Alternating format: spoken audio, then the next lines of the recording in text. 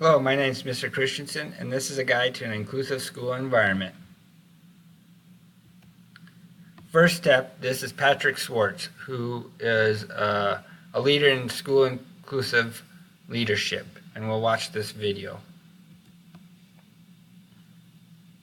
What makes a school inclusive? And there are a few different ways a school is inclusive. First of all, the major point is attending the neighborhood school. What that would be is the school that you would attend if you don't have a disability. And there's some very important reasons why we do that. So first of all, one of the reasons is that those are the very people that are in your neighborhood and that are around the community you live in. So you would see them in the neighborhood, you might see them at the parks, you might see them in community activities and businesses. And what families have reported to me when their sons and daughters go to the school that's the neighborhood school is that they actually feel that their whole family is included more, because what happens is when kids in the neighborhood know each other, their families also get to know each other. So it makes a whole family more inclusive. So really the barometer is, it is the school you would go to if you did not have a disability. That's the neighborhood school. The second one is having a general education homeroom. The reason that that is important is, first of all, we want students to be members of the entire school. What I feel inclusion is inclusion means that everywhere students belong and they're with everyone else in the school and the community. So we feel that way about classroom environments. We feel that way about a homeroom. So an individual is a member versus a visitor. The third point is avoiding segregation. And I think there are many school practices that could come about that may create segregated situations, even if students are in the same school as everybody else and their peers. One example would be if a student with a disability went to school on a different bus. So that would be something that would potentially be segregated from all of the peers. The second thing would be if there was a separate entrance in the school for people with disabilities. Another one would be if there would be a separate table in the cafeteria for students with disabilities. Separate classrooms being on a separate wing of the school is another example of that. And there's something that goes beyond students too. It's when personnel might be involved in different training experiences. So this might mean that special educators and general educators have different training. And that's hard when you want educators to work together in endeavors such as co-teaching and making things happen for all students and bringing your resources together, both general and special education, to make that work. The next one is planning, solving problems, and innovative learning supports. These are types of things that make teams healthy. So one of the things when I get to know a team, I ask them, how do you solve problems?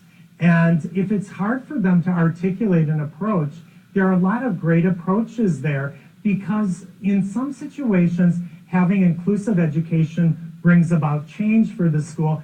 I have never met any change that didn't involve some issues that came forward. So we need to problem solve those things. Would anybody that is free of problems please stand up? And I have to do this at this point. It's not that we're problem free, it's how we solve problems that makes us effective. And then also innovative learning supports. I'll talk a little bit more about supports such as differentiated instruction, making learning work for all students, universal design, making learning accessible for all students, and individual accommodations. These would be supports that would be in particular for an individual student.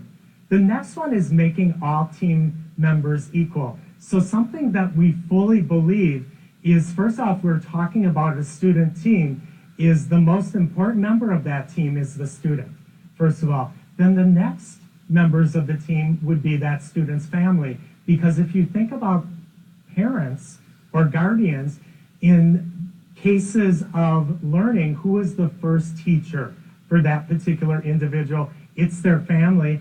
And when a licensed teacher doesn't have a student anymore, who's the ongoing teacher for that particular student? It is their family. So that's an essential member of the team. then of course we have teachers, and if we're talking about an inclusive model, we're talking about general and special education teachers, and then we're talking about related services supports for students. So they can be things such as speech and language, social work, occupational therapy, physical therapy.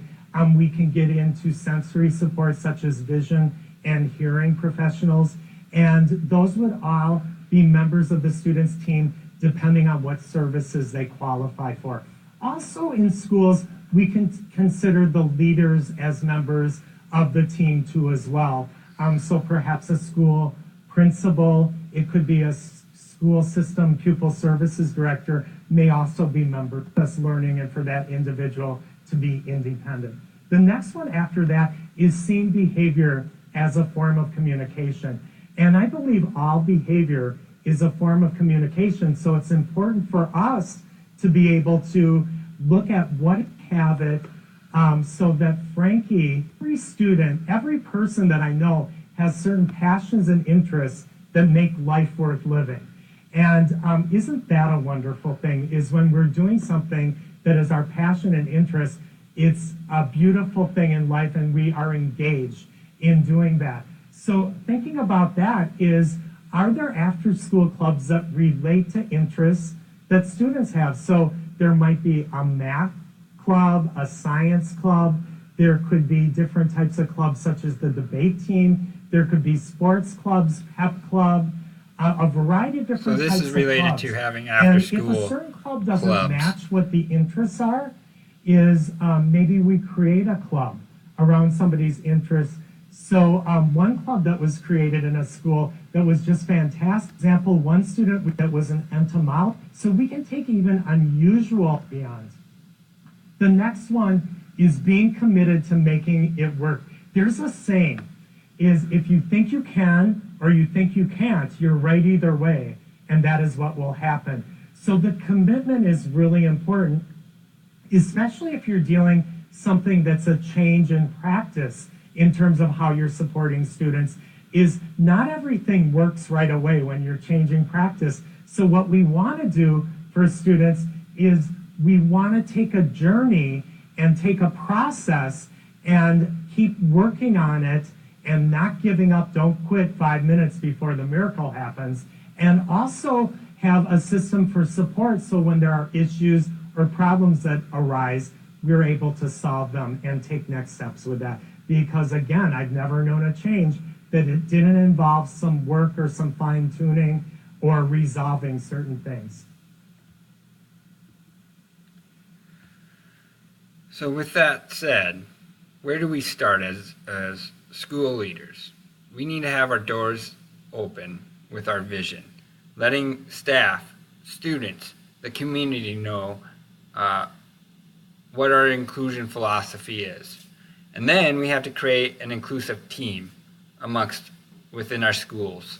And then we have to align the procedures and process with all people involved. And then when that is established, let them lead. Let leaders lead. The single signals point to inclusion as a new paradigm, and the inclusive leader is someone who seeks out diverse perspectives to ensure that insights are profound and decisions are robust.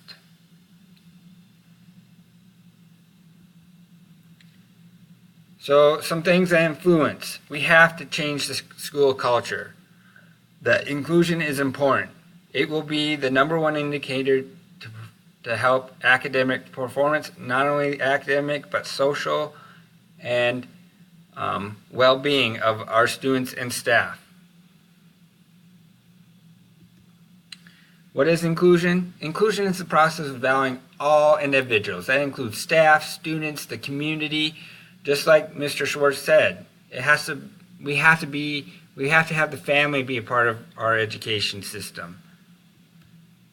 This is what it looks like. It has values, love, renewal, wholeness, integration, life, families, neighborhoods, the community.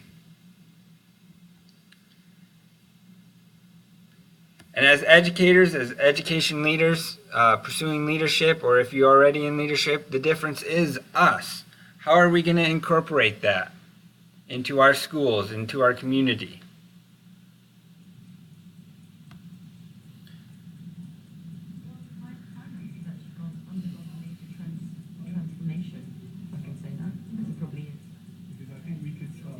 Every day, we work together to tackle challenges and provide the best solutions for our clients. Our success in differentiating ourselves from our competition depends on our ability to recognize and make the most of everyone's unique skills and perspectives. We all view the world differently and interpret situations from our own frame of reference. Considering alternative perspectives allows us to view solutions from different angles.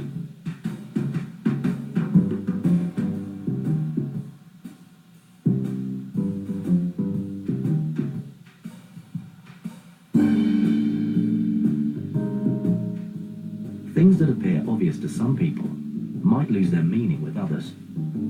Taking other people's needs into consideration and challenging our own assumptions reveals new possibilities.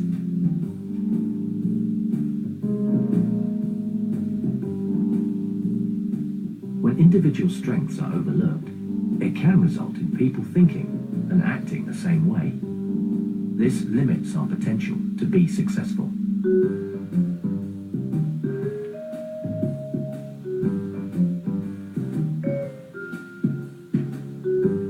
When teams work in isolation, they don't use the collective strength of the organization.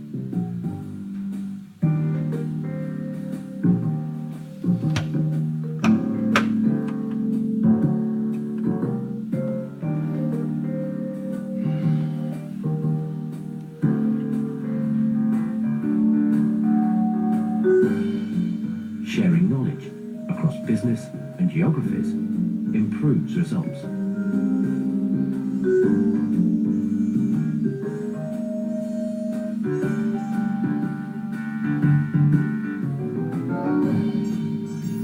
When a team doesn't use all the skills and experience available, their results can suffer.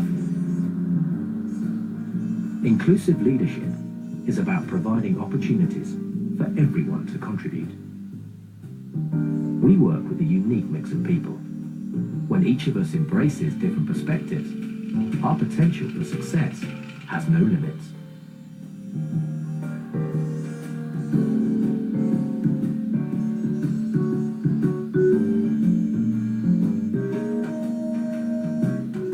So how are we going to do this? I've just had a great idea.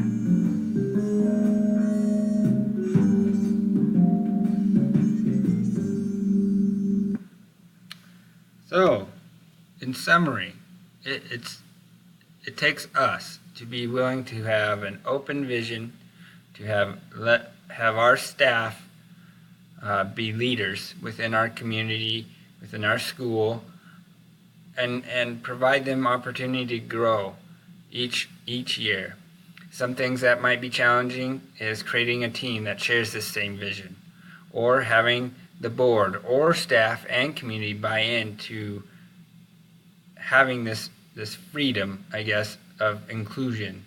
Okay, yes, I might be a leader, but this is what I expect of you. Show me, I trust you. Let's do what's best for these students, and that takes having that open heart, the being humble, not having this control mind, working together as a whole and as a diverse team to make education better. So this ends my presentation. If you have any questions, please click this link, and have a good day, and I've learned a lot in this class.